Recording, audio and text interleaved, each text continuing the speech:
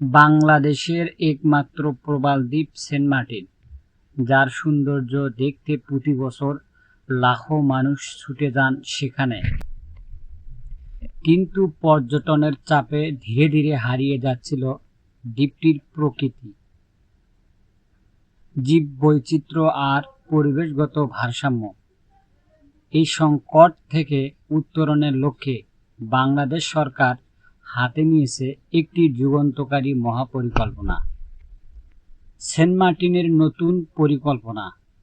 পরিবেশ, বন ও জলবায়ু পরিবর্তন মন্ত্রণালয়ের জনসংযোগ কর্মকর্তা দীপঙ্কর বর জানান, সেন্ট মার্টিনের জন্য একটি পূর্ণাঙ্গ মহাপরিকল্পনা চূড়ান্ত করার কাজ চলছে। এই পরিকল্পনার মূল লক্ষ্য দ্বীপের প্রাকৃতিক পরিবেশ পুনরুদ্ধার, বর্জ্য ব্যবস্থাপনার আধুনিকীকরণ, স্থানীয় জনগণের জন্য বিকল্প আয়ের সুযোগ তৈরি করা এবং পর্যটন নিয়ন্ত্রণ করে দ্বীপের ওপর চাপ কমানো। সেন্ট মার্টিন বাংলাদেশের একমাত্র প্রবাল দ্বীপ, যা কেবল প্রাকৃতিক সৌন্দর্য নয়, জীববৈচিত্র্যেরও এক অপূর্ব ভাণ্ডার। কিন্তু অতিরিক্ত পর্যটন, অনিয়ন্ত্রিত আবর্জনা এবং প্লাস্টিকের ব্যবহার দ্বীপটিকে করে তুলেছে বসবাসের অযোগ্য। এই মহাপরিকল্পনা বাস্তবায়িত হলে প্রবল কচ্ছপ ও সামুদ্রিক মাছের আবাসস্থল রক্ষা পাবে, পরিবেশ থাকবে পরিচ্ছন্ন, আর দ্বীপটি টিকে থাকবে ভবিষ্যৎ প্রজন্মের জন্য। এই পরিকল্পনার অংশ হিসেবে সরকার সম্প্রতি আরও কিছু উদ্যোগ গ্রহণ করেছে। পলিথিন নিষিদ্ধ করা হয়েছে দেশের সব শপিং মলে। পলিথিন উৎপাদন বন্ধে আইন শৃঙ্খলা বাহিনীর সঙ্গে চলছে যৌথ অভিযান। বিকল্প হিসেবে সাশ্রয়ী দামে পাটের ব্যাগ সরবরাহ নিশ্চিত করতে নেওয়া হয়েছে বস্ত্র ও পাট মন্ত্রণালয়ের সঙ্গে যৌথ প্রকল্প। এই পদক্ষেপগুলো শুধু সেন্ট মার্টিন নয়, সারা দেশকে পলিথিন মুক্ত ও পরিবেশ বান্ধব করে তুলতে সহায়তা করবে। বায়ু দূষণ নিয়ন্ত্রণে কড়া ব্যবস্থা। জাতীয় বায়ুমান ব্যবস্থাপনা পরিকল্পনা বাস্তবায়িত হয়েছে। সারা দেশে 830টি অবৈধ ইটভাটা ভেঙে ফেলা হয়েছে।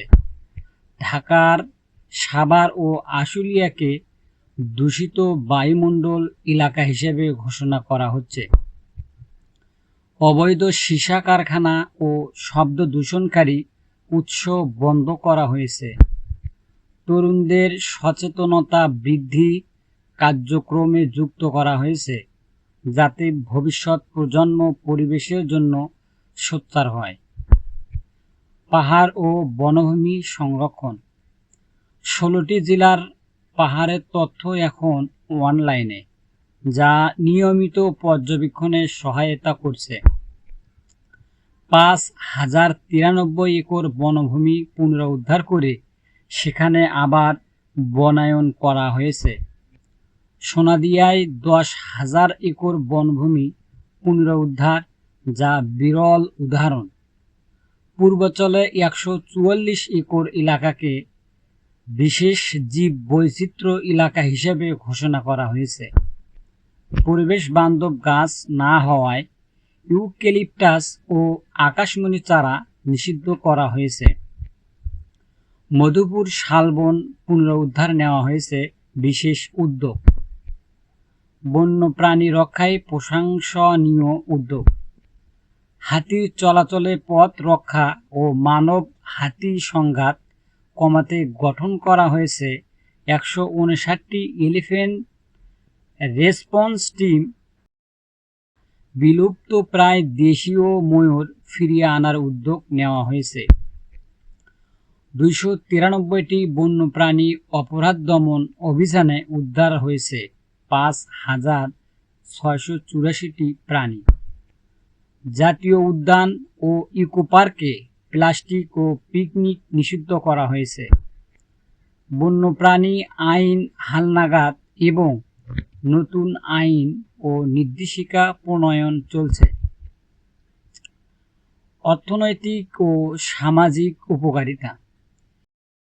এসব উদ্যোগ শুধু প্রকৃতি রক্ষা করছে না, জনগণের সরাসরি উপকার করছে। পাটের ব্যাগ উৎপাদনের মাধ্যমে তৈরি হচ্ছে নতুন কর্মসংস্থান। বন ও জলভূমি সংরক্ষণের মাধ্যমে তৈরি হচ্ছে ইকোট্যুরিজমের সুযোগ। পলিথিন বন্ধ হওয়ায় মাটির উর্বরতা ও কৃষিকাজের মান বাড়ছে। বায়ু দূষণ কমে জনস্বাস্থ্য উন্নত হচ্ছে, চিকিৎসায় ব্যয় কমছে। বনায়নের ফলে জলবায়ু পরিবর্তনের প্রভাব হ্রাস পাচ্ছে, যা কৃষি ও মানুষের জীবনযাত্রার জন্য গুরুত্বপূর্ণ। এই মহাপরিকল্পনা ও পরিবেশ বান্ধব উদ্যোগগুলো শুধু আজকের জন্যই নয়, এগুলো আগামী প্রজন্মের নিরাপদ ভবিষ্যৎ নিশ্চিত করার এক শক্তিশালী ভিত্তি। সেন্ট মার্টিন হোক সবুজ, বাংলাদেশের বাতাস হোক নির্মূল, আমরা চাই একটি টেকসই, সবুজ ও জলবায়ু প্রতিরোধী বাংলাদেশ। সচেতনতা থেকে শুরু হয় পরিবর্তন। আপনার অংশগ্রহণই গড়ে উঠবে একটি সবুজ বাংলাদেশ। আপনার একটি সাবস্ক্রাইব আমাদের জন্য বড় অনুপ্রেরণা, আর আপনার কমেন্ট আমাদের পরবর্তী সংবাদকে আরও সমৃদ্ধ করবে। তাই আজই সাবস্ক্রাইব করুন, মতামত দিন।